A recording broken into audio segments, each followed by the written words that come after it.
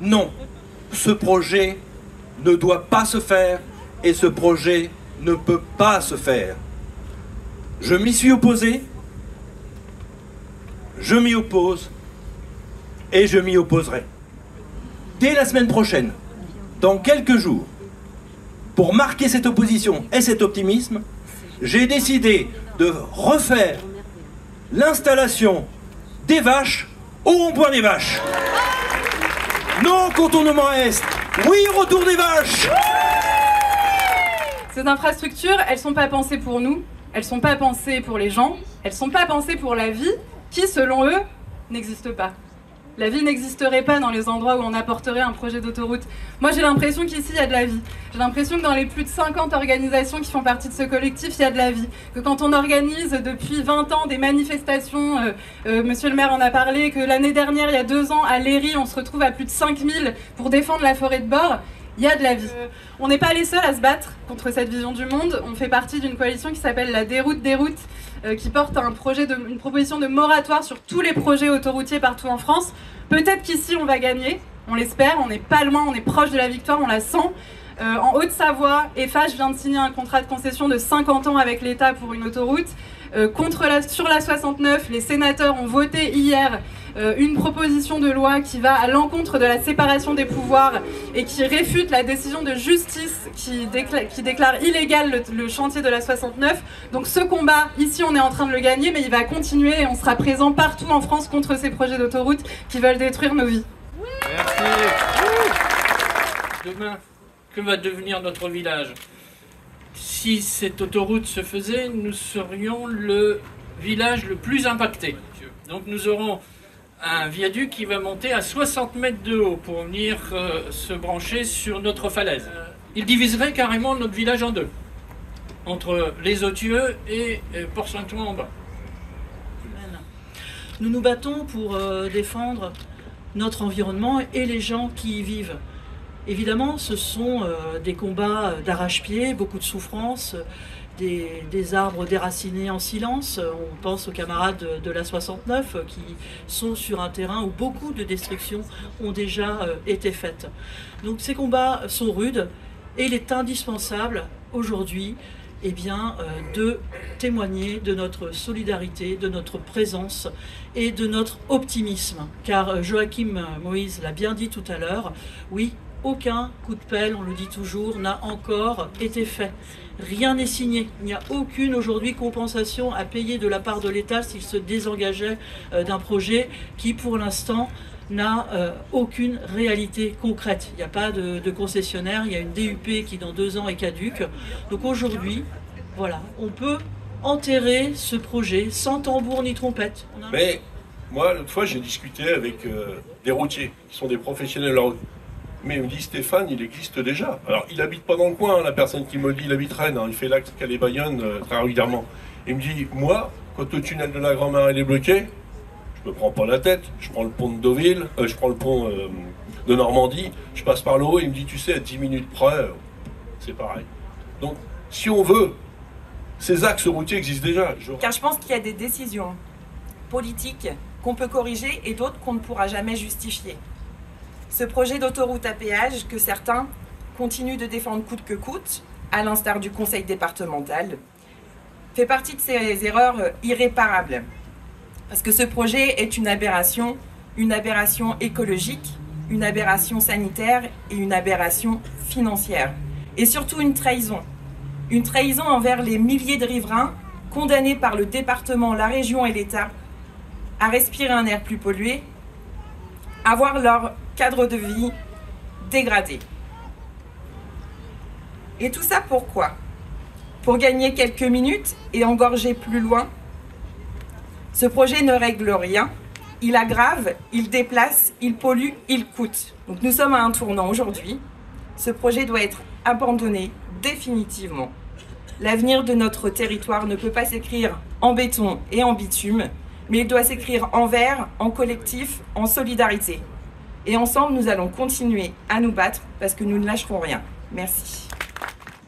Dans notre région, je pense qu'il est temps de développer des moyens autres, que ce soit par exemple le fret ferroviaire, tous les moyens liés aux mobilités pour le transport de personnes, parce qu'on se trompe d'axe.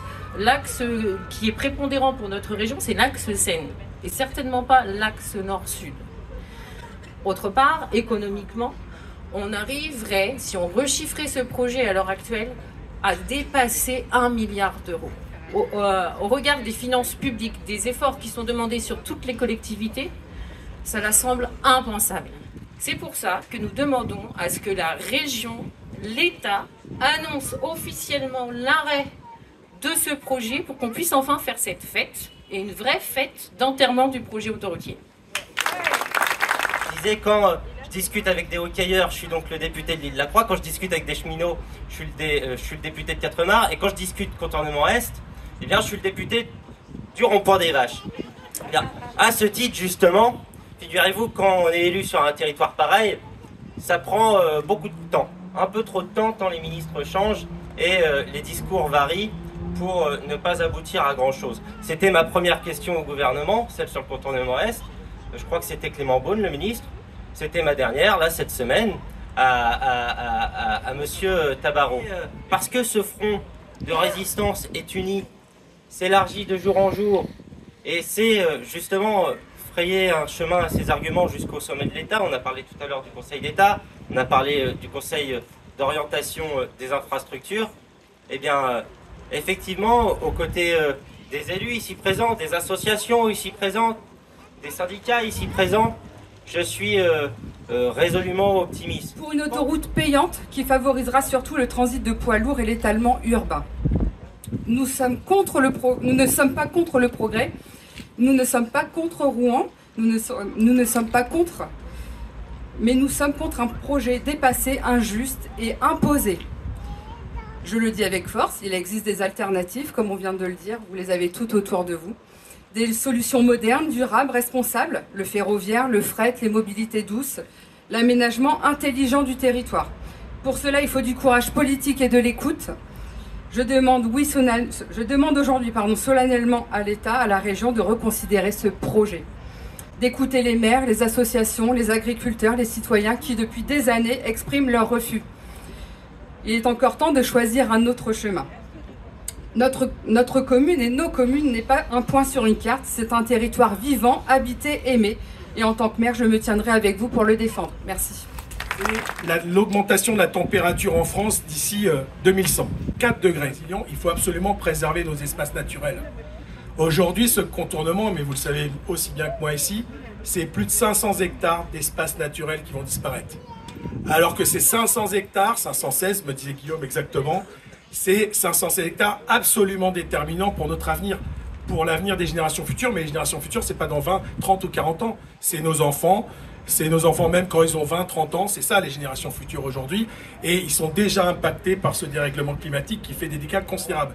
Je suis persuadé, ensemble, nous saurons sauver notre territoire d'un projet écocide qui va non seulement contre les intérêts de ceux et celles qui sont réunis ici, mais aura été contre les intérêts de l'humanité et du vivant. Merci.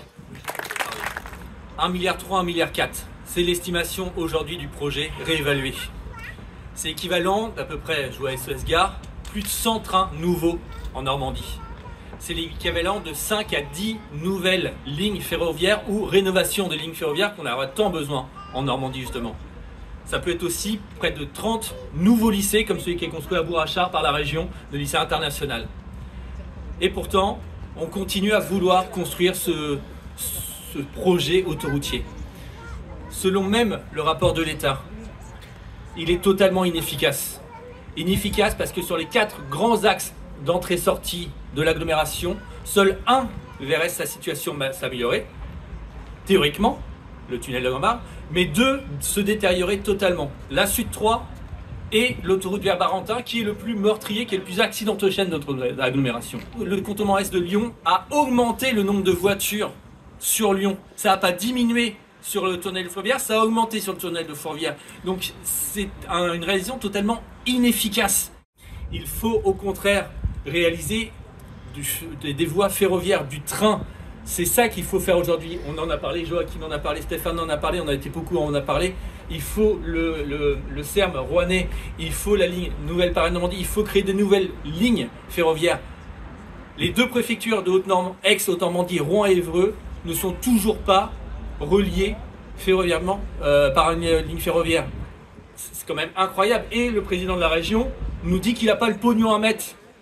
C'est combien? C'est 300 millions d'euros pour la réalisation de cette ligne ferroviaire. Il n'a pas le pognon à mettre, il n'a pas les 100 millions à mettre pour rénover la ligne Paris-Grandville, qui a tant de difficultés. Il n'a pas de nouvelles lignes pour aller vers Honfleur, qui en aurait tant besoin, autour de Caen. Enfin, c'est ça qu'il faut faire aujourd'hui.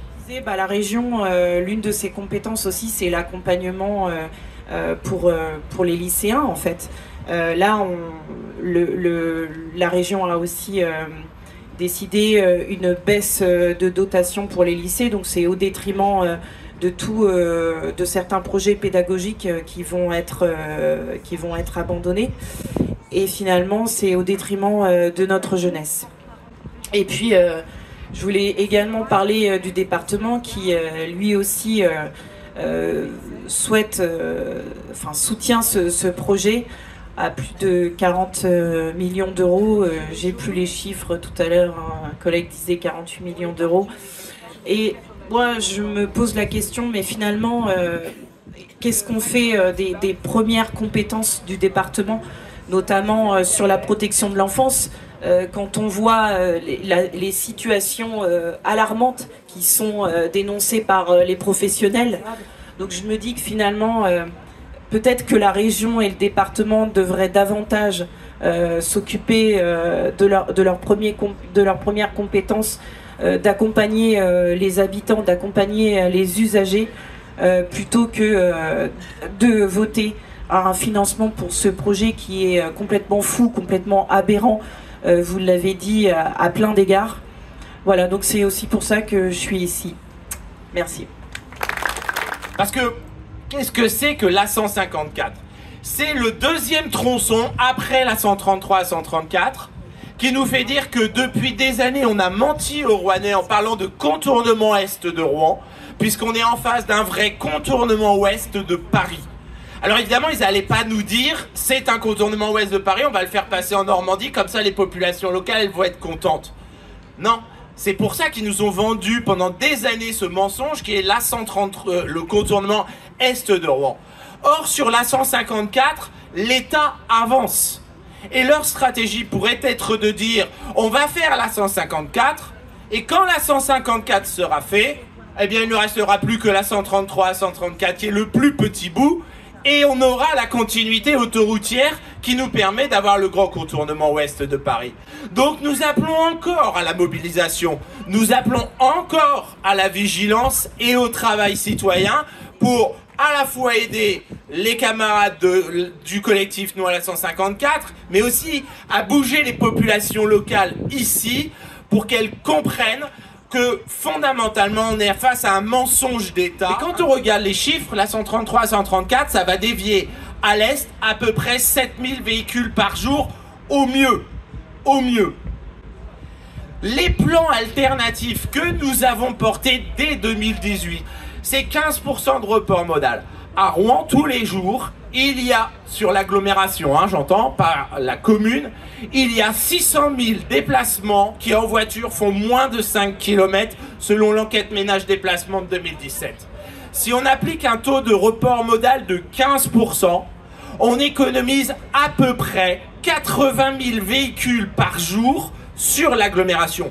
C'est cette voie-là qu'il faut prendre pour notre territoire et nos habitants.